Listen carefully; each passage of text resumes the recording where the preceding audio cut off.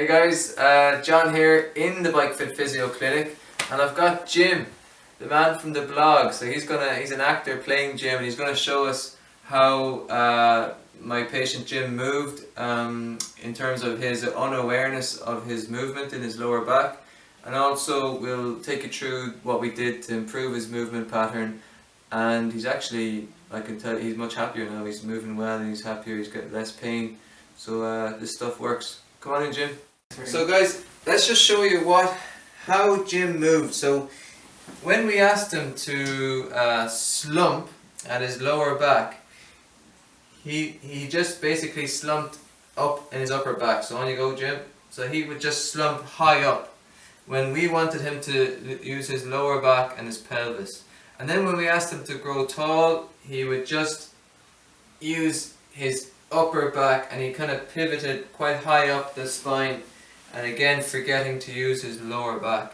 So what we did to help him there was to just make you aware of it, right? So if I put my hands on his lower back, down by the pelvis, and then ask Jim to slump and initiate his movement down low. So start the movement low, and all of a sudden he started to slump in the right area, getting his lower back moving. And then we asked him to grow tall, and he would grow tall from the bottom and not higher up. So now all of a sudden you do a couple of those, repeat, repeat, and this becomes a normal movement. It takes a bit longer than what we're doing in the video, but this will become normal over 2 weeks. But rather than giving Jim this exercise, which a lot can go wrong, because if he's been doing this kind of movement for 2 years, then when I leave the room he'll probably go back to this again. So what we did was we got him lying on his back. On you go. His knees are up and his feet are on the bed. Don't tell the clinic manager that his feet are on the bed.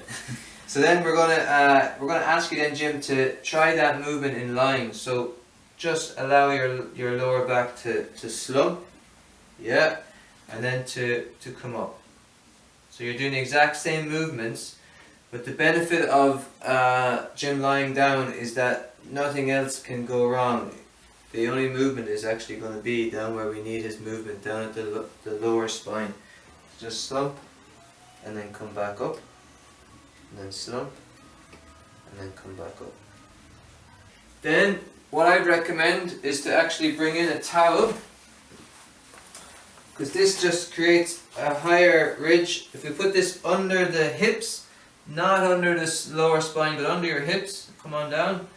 And then what you feel now, you'll probably feel like you're up on a cliff, and you just fall off the cliff. Try to imagine dropping off that, and coming up, just fall off it. Yeah.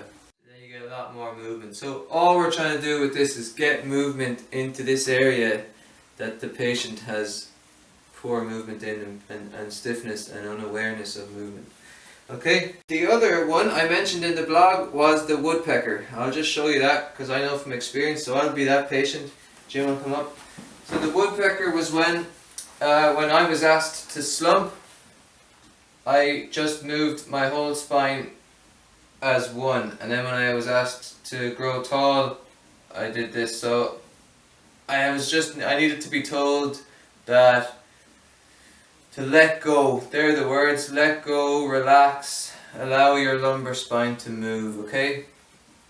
And then when you're on a bike, these are really important movements because your pelvis should be able to tilt forward and back on the bike. Next week we'll look at the pelvic movements on the bike because they are important in getting your glutes in an optimal position to work efficiently on the bike. So a very important movement there.